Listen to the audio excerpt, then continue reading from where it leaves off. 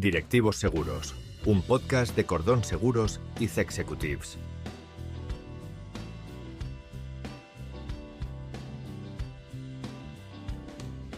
Si como directivo aún ves la ciberseguridad como un tema técnico, mejor sáltate este episodio.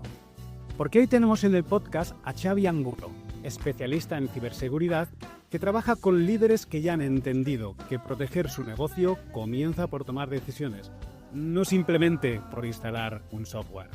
Así que si quieres saber de forma sencilla y práctica cómo piensan los ciberdelincuentes, cómo actúan y qué puedes hacer a partir de ya para proteger tu negocio, quédate con nosotros.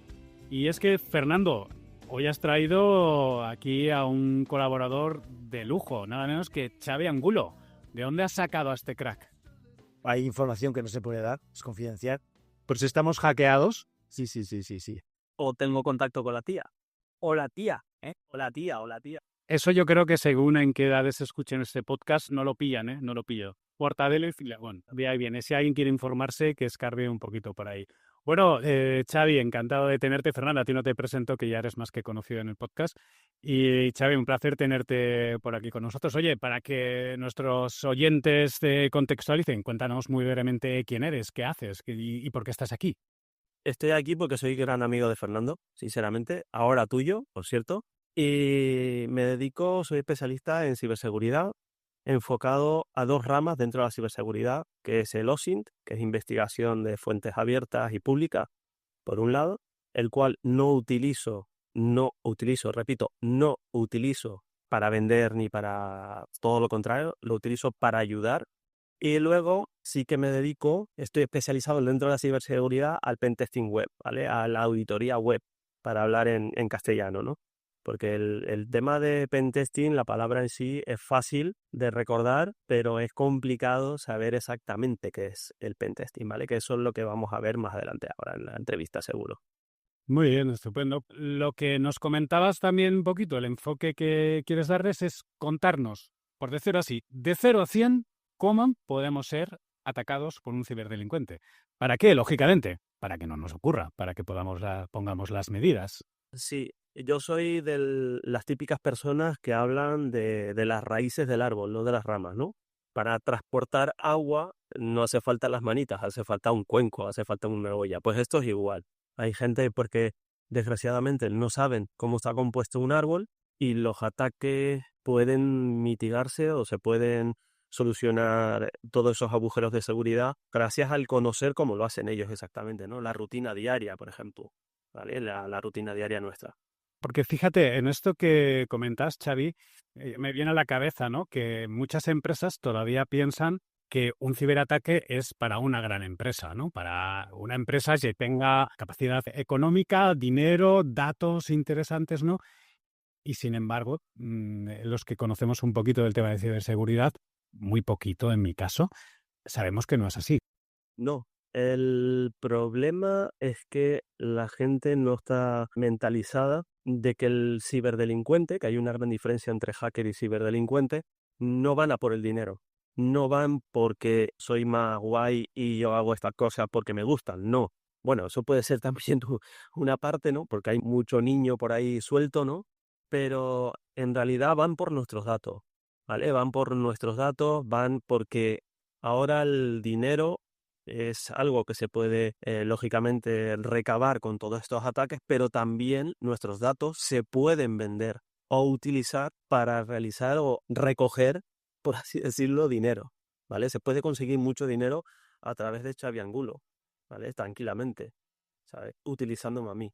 Yo recuerdo, Fernando, ese episodio que hablamos de phishing, si recuerdas, que precisamente salió ese punto, ¿no? De que igual yo soy una muy pequeñita empresa, pero soy proveedor de cierta gran empresa y puedo ser muy interesante para un atacante para, por medio de mí, acceder a esa. ¿Recuerdas, no, Fernando? Que comentábamos un poquito de eso. Mira, y me va a servir para poner en conocimiento un hecho que me comentaban hace un par de días desde una aseguradora, y es que el acceso se había producido a los clientes de una empresa de mantenimiento de software y de sistemas.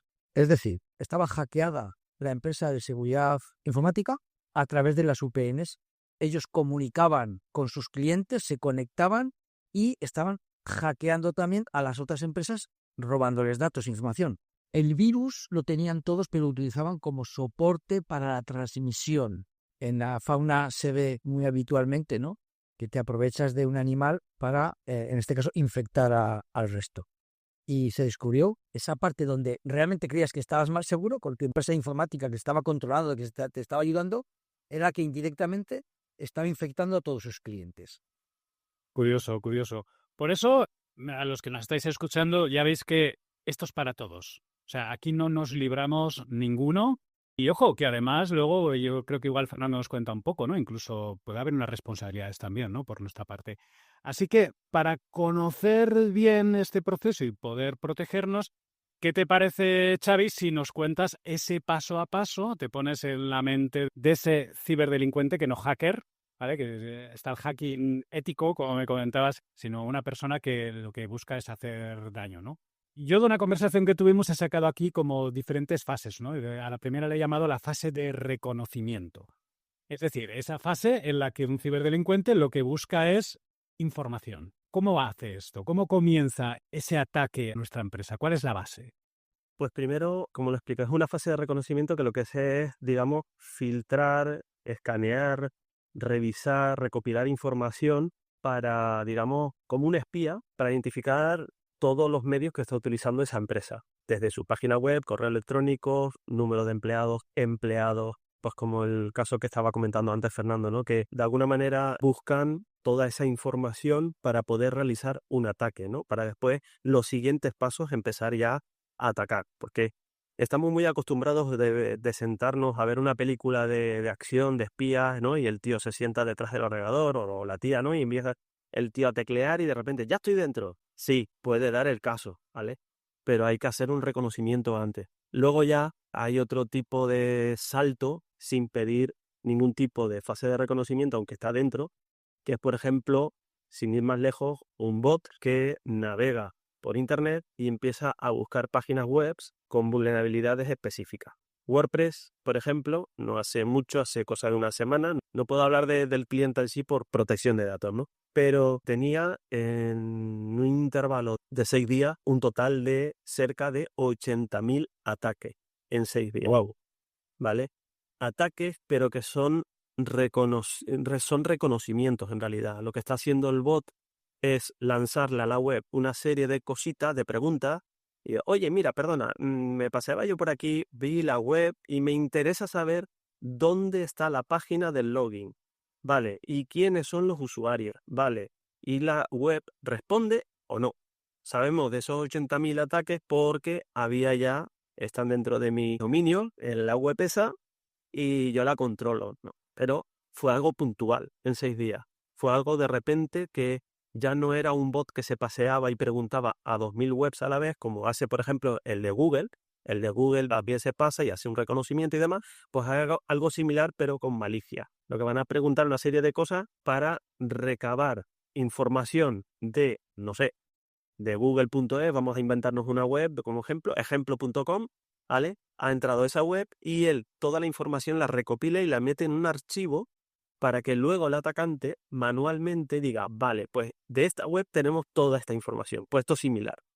Yo, por ejemplo, si quiero ir a atacar a tu podcast, primero buscaría el sitio donde normalmente tú, que eres la persona que presentas el podcast, dónde lo haces, qué plataforma estás utilizando, exactamente dónde tienes tus oficinas, porque esas otras físicamente también se puede atacar. Puedo recopilar información de tu wifi y atacar esa wifi para luego, lo que Fernando comentó antes de ese caso, empezar a atacar alrededor de ti. Atacarme a mí, atacar a Fernando. ¿Por qué? Porque esto es como las películas de secuestro. Yo secuestro a tu hija, pero tú me tienes que pagar. Si no mato a tu hija, pues esto es igual. Y comentabas, el otro día hablando contigo, comentabas que está de la basura se puede sacar. Exacto, el tracing. El tracing es una cosa súper antiquísima, estamos hablando ya de los años 70, 80, donde se recopilaba información, donde famosamente AT&T era una empresa, creo que todavía existe, una empresa de telefonía, bueno, de tecnología en sí, y lo que hacían era, estudiantes y demás, de ir a la basura, coger todos esos papeles que tiraban los empleados de AT&T, y donde apuntaban todos los usuarios, todos los movimientos que hacían, incluso hasta transferencias bancarias, etcétera, etcétera. Son datos que puedes recopilar y puedes luego trazar un ataque no solamente a ese objetivo, sino a todo lo que rodea, desde el banco, proveedores, usuarios, clientes, de todo, de todo. Es decir, en esta primera fase es que nadie nos libramos, porque tú has hablado de que pueden comenzar por nuestra web, por nuestra wifi, por la basura, por los tapetes que tiramos. Entiendo que por redes sociales, lo que se publica, empleados, es decir, cualquiera, absolutamente cualquiera, está expuesto. Es más, te amplío, que es lo que comentaba yo, la rama que yo no, digamos, no la trabajo y la vendo, la facturo, es el OSINT. El OSINT es, digamos, toda esa parte espía, es el Sherlock Holmes, ¿vale? De la rama de la ciberseguridad que todos utilizamos dentro de la ciberseguridad, pero es la parte que empleamos herramientas como Google, porque Google es una herramienta de hacking donde tú lo ves, también se puede sacar una información exclusiva de ese objetivo, ¿vale? No es lo mismo poner en la búsqueda Xavi Angulo que poner entrecomillado Xavi Angulo, por ejemplo. Pues esos son dorks, que se llaman, son pequeños atajos o formas de búsqueda que Google interpreta de una manera para hacer esas búsquedas más avanzadas, más exhaustivas. Yo puedo buscar un PDF directamente, puedo incluso sacar un PDF de los Drive de Google, si yo quiero, buscando el nombre del archivo, lo puedo buscar en internet y descargarlo, si está en público. Todo eso son datos, claro, ya ahí nos pasamos un poco a la línea de la ilegalidad. El OSINT es una de las ramas más antiguas del hacking, de la ciberseguridad. El OSINT es investigación pura y dura y, lógicamente, también saber cómo hacerlo, ¿vale? Vale. Bueno, no sé a los oyentes, pero a mí ya me has conseguido poner nervioso.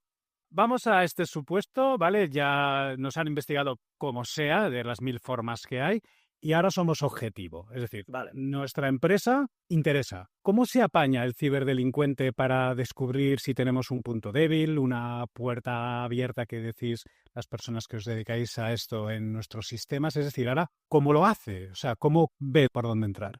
Pues primero todavía estamos en la fase de reconocimiento, ¿vale? Esa es la parte del reconocimiento, ¿vale? Que identificar los dominios que utilice la empresa. Dominios quiero decir no físico, quiero decir en Internet.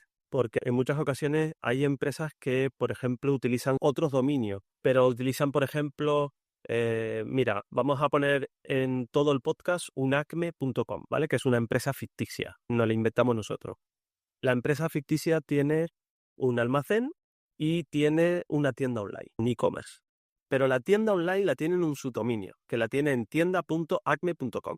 Todo eso es información que recopila porque los subdominios no dejan de ser otra tecnología o la misma tecnología pero en otro subdominio, en otro sitio, para poder guiar mejor a los usuarios, clientes finales, etcétera, etcétera, ¿no?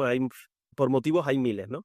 Pero todo eso son datos, porque volvemos a repetir, yo no voy a atacar directamente al objetivo, yo voy también a buscar información de alrededor. Entonces, se recolecta correos electrónicos, se recolecta los nombres de empleados, que ahora estamos muchísimo más expuestos con Facebook, con LinkedIn sobre todo, etcétera, etcétera. Proveedores muy importantes, porque lo mismo te estoy atacando a ti, pero también me podría interesar atacar a un proveedor para mi propio beneficio. Las redes sociales en general, empleados, proveedores, directivos, etcétera. Se puede hacer estropicio con toda esa información ya directamente, ¿vale? Porque empiezan a salir como las ramas de uvas, ¿no? Empiezan a salir, digamos, muchas uvas en la misma rama, ¿no? Muchos ataques en la misma rama. Ay, mira, a este proveedor me interesa atacarle. ¿Por qué? Porque puedo sacar una base de datos. Primero se hace también lo que es el fingerprint. El fingerprint es, digamos, el analizar todas las tecnologías usadas, ¿vale? Dentro. Identificarla. ¿Por qué? Porque necesitamos saber si esa tecnología que está utilizando, llamémoslo Windows, llamémoslo, yo que sé, Apache, WordPress, lo que quiera, pero toda esa información que consiste, o por ejemplo, en el caso de Fernando que nos comentó, el software, a lo mejor sí que tenía una vulnerabilidad y estaba publicada en Internet, que a lo mejor no lo sabía la empresa. Entonces, es complicado no encontrarse con una vulnerabilidad, ¿no? Entonces, se utiliza para analizar esas tecnologías y saber exactamente a qué estamos atacando, sea un router, a un ordenador, a un portátil, a una tablet, iPhone, no sé, cualquier cosa, ¿no? Y a raíz de allí ya empezamos a desplegar lo que es las vulnerabilidades que estén publicadas o que podamos encontrar. Porque podemos hacer una recopilación, por ejemplo, de Windows, pero a lo mejor estoy encontrando vulnerabilidades de Windows 95. Pues jodo, y me he ido ah, al pasado siglo, ¿no? Fíjate, hace mucho, ¿no? Que esto es lo que muchas veces los sistemas, ya sea el móvil o sea un Windows, nos pide una actualización, ¿no? Cuando precisamente parchea esa vulnerabilidad. Día. Exacto. Y luego son rastrear todas las filtraciones de datos externas que tengamos, porque no es lo mismo saber que, por ejemplo, en su momento, vamos a llamarlo Amazon, ha tenido una filtración en el año 2023, a lo mejor podíamos sonsacar ese dato, esas filtraciones que han tenido, o en la empresa de software que comentaba Fernando, de ver si han tenido una filtración en el pasado y ellos no se han dado cuenta y yo puedo buscarla. Todo eso es labor de entrar también en la Darknet, etcétera, etcétera, ¿no? Porque hay zonas de la Darknet que no todo es ilegal, pero sí que hay zonas, foros y demás que puedes buscar información para eso, ¿vale? Entonces, el objetivo en sí es saber tanto de la empresa como si trabajara allí, como si yo trabajara ahí. Típico tío hacker que entra porque le han mandado a llevar una pizza, porque han hecho un pedido dentro de una empresa. En Estados Unidos el de seguridad sigue al de la pizza, por eso. Porque no saben si lo han pedido de verdad o es que en realidad es un infiltrado que está intentando entrar hasta la puerta, hasta la cocina para saber qué es lo que está pasando dentro. Y toda esa recopilación de información sirve para hacer una serie de cosas. Entonces, en resumen, toda esta información que se puede conseguir de nosotros, de cualquier empresa, allí es, ¿no?, donde vamos a ver los puntos débiles, ¿no? Donde el ciberdelincuente ve un punto débil y a partir de ahí decide cuál es la mejor opción para acceder. Claro, el paso 2, más bien va a haber. El paso 2 en la numeración y escaneo es cuando van a ver exactamente dónde pueden entrar y cómo hacerlo también, incluso metodología, etcétera. Y me lo salto un poquito porque creo que ya el paso 2 es prácticamente pues utilizar herramientas como Nmap, Masscan. Bueno, hay una serie de herramientas que nosotros directamente podemos conseguir gratuitamente, pero hay que saber utilizarlas también, hay que saber cómo hacer un steal, por así decirlo, para hacer un escaneo que nadie me detecte, porque se pueden hacer, pero todo eso es gracias al reconocimiento, porque no es lo mismo trabajar con un equipo que esté con un sistema operativo tipo Linux y esté pidiéndole carpetas compartidas a Windows. Hay que saber cómo montarlo, cómo crearlo y después conocer las vulnerabilidades, lógicamente, para saber si hay algún exploit, algún script, algún trocito de código para ayudarme a seguir ese ataque o alguna herramienta específica para esa vulnerabilidad también. Prácticamente la detección de versiones y fingerprinting que se hace a servidores web, por ejemplo, son todo en ese estilo, ¿vale? De saber qué versiones tiene, etcétera, etcétera. Vale, lo que queda claro es que a cualquier empresa se le puede atacar. Evidentemente habrá empresas que toman la ciberseguridad muy en serio, están muy protegidas y será difícil, pero por lo que has contado, yo veo que cualquier empresa que simplemente se limita a tener un antivirus, un firewall o cualquier cosa simple, es muy fácil de alguna forma, ¿no? Sí, porque date cuenta, en muchas ocasiones, y además ahora se está viendo mucho más, no quiero asustar a nadie, pero lo del kit digital es un problema también, porque muchos agentes digitalizadores lo que hacen es crear la web, que es lo que se le pide, y ya está. No se le puede pedir a un zapatero que me haga también un bolso de cuero de vaca de Japón, ¿vale? O sea, con cuero de una vaca de Japón. No, hay que saber otras cosas también, pero no lo puede hacer todo. El que hace la web luego tendrá que decirle a su cliente, oye, mira, toma tu web, aquí la tenemos, pero háblate con alguien de ciberseguridad, háblate con alguien que sepa, que sea un especialista en esto, para que te lo mire, porque la web con WordPress, por ejemplo, que es el CMS que más se utiliza para el caso del kit digital, se pone por defecto. Pongo este ejemplo porque se está viendo mucho ahora. Ahora mismo hay una cantidad enorme de webs que lógicamente el agente digitalizador no puede. Hay que delegar y en profesionales. Fernando, escuchando aquí a Xavi, viendo lo fácil que puede ser para un ciberdelincuente encontrar información y debilidades, no sé, ¿por qué crees que hay tantas empresas que no ven necesario un seguro de ciberseguridad, que es lo que tú controlas, ¿no? Hay gente, profesionales autónomos, que no tienen ni siquiera una póliza de responsabilidad civil profesional. Yo me encuentro con empresas de limpieza, fontaneros o bañiles que no tienen una póliza de RC porque a ellos no les pasa nada. Pues imagínate eso puesto en un ciberseguro. Que la gente a lo mejor ya piensa que eso va a ser carísimo cuando estamos hablando de primas, pues a lo mejor de 300 euros, que se pueden fraccionar incluso mensualmente, ¿no? Es desconocimiento y es decir, bueno, lo que decías, David, firewall, sistemas de seguridad, antivirus. Vamos a ver, si todos estamos acostumbrados a que no se entre mucho spam, ¿no? Y hay poco cuidado en ese aspecto, y la mayor debilidad en una empresa somos las personas, los directivos y los empleados, que es por donde ahí vamos a caer todos, ¿no? Hablabais de la investigación en basuras, pues sí, hay gente que se dejaba pens para que alguien lo recogiera, los metía en su ordenador y de ahí entrar en los sistemas. Nos falta concienciación, educación y, como siempre, aprendemos con la primera bofetada.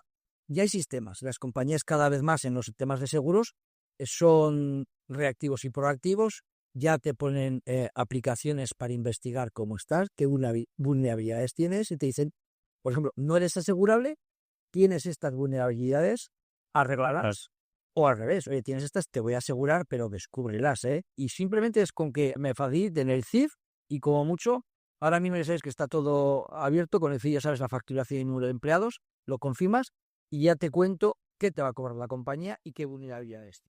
Fíjate, Fernando, por lo que me dices, veo hasta interesante el solicitarlo para que también ese escaneo, ¿no? Una información que te llevas.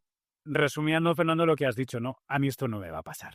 Quiero seguir con Xavi porque yo sigo aquí preocupado con todo lo que ha contado.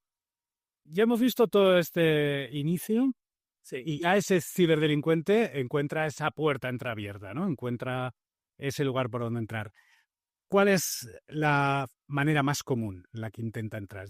Todo lo relacionado con ataques webs es lo primero que va a hacer un ciberdelincuente, porque puede intimidar, pueden bloquearlo. Hoy en día las páginas web es nuestra cara al resto del mundo, ¿no? Estamos en una década, yo creo que, por decirlo así, o siglo, en que nos preocupa más nuestra propia reputación. Y es lógico, ¿vale? Porque ahora con toda la información que tenemos, todos los medios que tenemos, pues imagínate, hablar mal de acme.com pues puede bajar mucho la cifra e incluso al cierre. Y lo que más atacan es a todo eso que está de cara al público. Así que hay que tener en cuenta todo lo que está expuesto es principal foco de entrada. Luego hay un punto más allá, ¿no? Que para mí incluso me parece más crítico, ¿no? Y sobre todo que a los oyentes de nuestro podcast les tiene que estar pasando por la cabeza, ¿no? Tenemos mucho oyente que tienen empresas y que tienen empresas donde trabajan muchos trabajadores y donde hay una red compartida donde se comparten datos y muchas cosas, ¿no? Creo que ese punto es muy crítico, ¿no? Cuando ese ciberdelincuente, más allá de pedir un rescate por una web o por unos documentos, entra a nuestro sistema. Entra a nuestro sistema y a partir de ahí puede encontrar, pues fíjate lo que puede encontrar. Claro, puedes encontrar ahí desde un empleado que hace las funciones de comercial, me lo invento, y está con Cordón Seguros, por ejemplo, pero hace de comercial y él lleva, pues digamos, una tablet donde están todos los contratos de sus clientes. Y esa tablet entra de repente a una wifi, a un punto engañoso que conecta la tablet porque está abierta y gratuita, pero lo que hace esa wifi, esa conexión, es robar datos de todos los dispositivos que están accediendo a esa wifi, ¿vale? Entonces hay que concienciar también un poquito al empleado dónde utilizar la wifi, cómo utilizarla, por ejemplo, ¿vale? Y dónde utilizar la tablet, porque en un despacho en una casa de una persona, perfecto, cero problema, ¿no? Pues esa tablet debería tener una conexión propia para poder comunicarse con la empresa. Una SIM o lo que quieras llamar, ¿no? Una conexión que ya a través de una empresa de telecomunicaciones se le asesora a la empresa y que lo haga. Pero no que se conecte a cualquier wifi o a su propia wifi del teléfono, que se puede compartir también, ¿vale? Pero que no se conecte a cualquier wifi, que cuando salga de esa casa, de su propia casa, de su propia empresa, que no vaya con la wifi conectada a todos lados. Yo tengo un caso real de un chaval saliendo de Valdesparter en el tranvía, aquí en Zaragoza, con una tablet hacia su academia donde es profesor, y cuando ha llegado, ahí estaba plantada la policía por una investigación, porque se conectaba a una wifi cada vez que salía con el tranvía en un punto exacto, que después se descubrió, estamos hablando de poco después de la pandemia, ¿vale? Y este chaval expuso toda la academia, alumnos, profesorado, la secretaria, que fue la principal atacada en ese momento, o sea, todo. Y solamente por un viaje en el tranvía. Piensa un poco. ¿Necesitas la wifi? No, pues desconéctala. Claro. ¿Necesitas los datos en tu casa? No, desconéctala y conéctate a tu wifi. Vale, así. Pues hay gente que todavía ese detalle pequeño no lo tienen claro. Es decir, el atacante puede acceder desde un correo electrónico, desde nuestro dispositivo móvil, que luego conectamos quizás a nuestra red interna de la empresa, desde una tablet, etcétera, ¿no? O sea que esas medidas de seguridad, lógicamente, tienen que estar claras, saber dónde podemos conectarnos, dónde no, qué email abrir, qué no abrir. Todo esto me parece básico, pero ojo, que funciona. O sea, cuando lo siguen haciendo, funciona. Vale, ahora yo me pongo en ese supuesto de que soy esta persona que trabaja en una empresa que por medio de la situación X, da igual que sea un email, da igual que sea una wifi, alguien ha entrado en mi dispositivo y ese dispositivo lo conecto a mi red o incluso a mi intranet, a esa red interna ya donde están todos los datos de empresa. Y el atacante por ahí ya puede acceder a todo. Puede hacerlo, sí. Claro. Puede hacerlo. ¿Y cuáles son las siguientes acciones que suele llevar el atacante? O sea, ya ha entrado dentro de la red y ahora a partir de ahí empieza la escalada de privilegio, que se llama así. Empieza a intentar por todos los medios de conseguir, con toda la información que tiene, más el ataque que ha realizado, intentar tener los privilegios suficientes para poder controlarlo todos. Quiero decir, desde su página web, como administrador, a los correos electrónicos al que administra el servidor del correo electrónico, en fin. Hay que también puntualizar de que no todo es culpa del hosting, por ejemplo, o sea, del alojamiento donde tenemos nuestros servicios de correo y web. Puede ser también que el problema es lo que hemos estado hablando todo el rato, un dispositivo que se conecta y que a raíz del dispositivo empiezan a subir, a escalar, por eso lo de la escala de privilegio, empiezan a subir rango o roles hasta llegar al máximo que sería el administrador o el root. Porque si yo ahora soy una multinacional, por ejemplo, ahí una vez que estás dentro de esa intranet, tú tienes pues tu departamento de compras, tu departamento financiero, tu I+D y una cantidad de información tremenda. Esto te refieres, ¿no? Que en esa escala de privilegios, si llegas a ser ese root, podía estar accediendo, claro, de alguna forma, a toda esa información. A todo. Wow. Te haces dueño y señor de todo. O sea, ya es como un territorio. Tú entras, matas al rey y te nombras rey. Y tú te has hecho cargo de todo ese territorio que es la empresa. Te haces cargo de la empresa. Pero nadie sabe que estás ahí, de momento. Claro. Quieren ver hasta dónde pueden y qué pueden hacer. ¿Vale? Que eso ya sería, movimientos laterales y persistencia, que eso ya sería algo más complejo, ¿no? De explicar. Pero meterse en una red interna, por ejemplo, a través de, no sé, de la wifi al router, por ejemplo, y saber cómo funciona la red o qué dispositivos están conectados a esa red interna, pues te puedes imaginar el estropicio que puedes hacer ahí. Desde cosas personales de los empleados y que están dentro de la empresa hasta lo que estábamos hablando antes, proveedores, etcétera, etcétera. Ahí sí que ya entraría en un caótico total, ¿vale? Que no mola verlo. A mí personalmente no me gusta porque ya está es una parte íntima. Le estamos viendo las partes bajeras de la empresa, ¿vale? Por así decirlo. Y fíjate, y te voy más allá, ¿no? En empresas industriales, ahora con todo el tema del IoT y demás, ¿no? Que puedas acceder a las máquinas. O sea, que puedes acceder a todas las máquinas que están conectadas. También. Es decir, aquí cuando empezamos a ponernos a verlo todo, estamos hablando de algo realmente que puede ser un desastre monumental en una empresa. Hace poco se descubrió que un antivirus, para poder conectar con los usuarios, mandaba una especie de ping y utilizaron ese tipo de ping para, no voy a nombrar tampoco el antivirus porque ya está obsoleto, por cierto, nadie lo usa por ese motivo. Ese ping lo utilizaron, esa estrategia, lo utilizaron para atacar una empresa en Estados Unidos, no sé si fue Seattle o un sitio de estos donde hacen coche, en Detroit, me parece que fue, que encima la están pasando canutas ahí.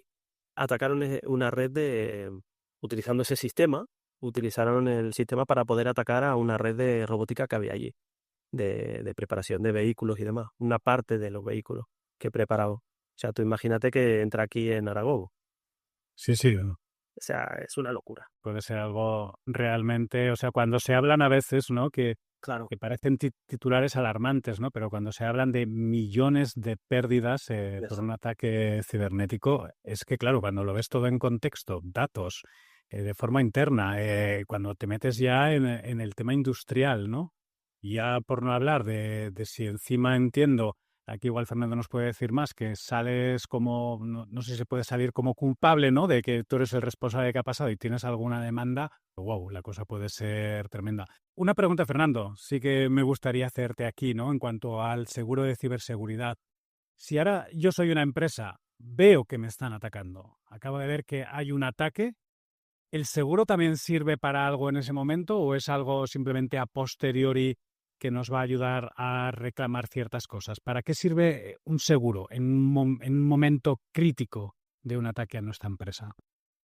Bueno, debes comunicarlo inmediatamente porque sí que el seguro va a intervenir de la mano, si es que hay, con el CISO de la empresa, o individualmente, porque no tiene CISO, es una empresa pequeña, y va a intervenir con los equipos profesionales externos a la propia aseguradora para intentar bloquear ese ataque, minimizarlo y que no se pueda llevar más a cabo, ¿vale? En la medida de lo posible. Claro, evidentemente habrá ataques que duren más o duren menos, que sí que tenemos que tener copia de seguridad, como decimos siempre, pero vamos a tener ataques en los que vamos a perder mucha información.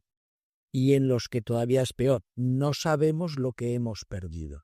Inmediatamente la aseguradora va a intentar minimizar esos costes, porque va a tocar pagar los daños que se han producido, incluso al propio hardware, los daños o a terceros que nos puedan reclamar por la pérdida de esos datos y los daños reputacionales, entre otras muchas coberturas.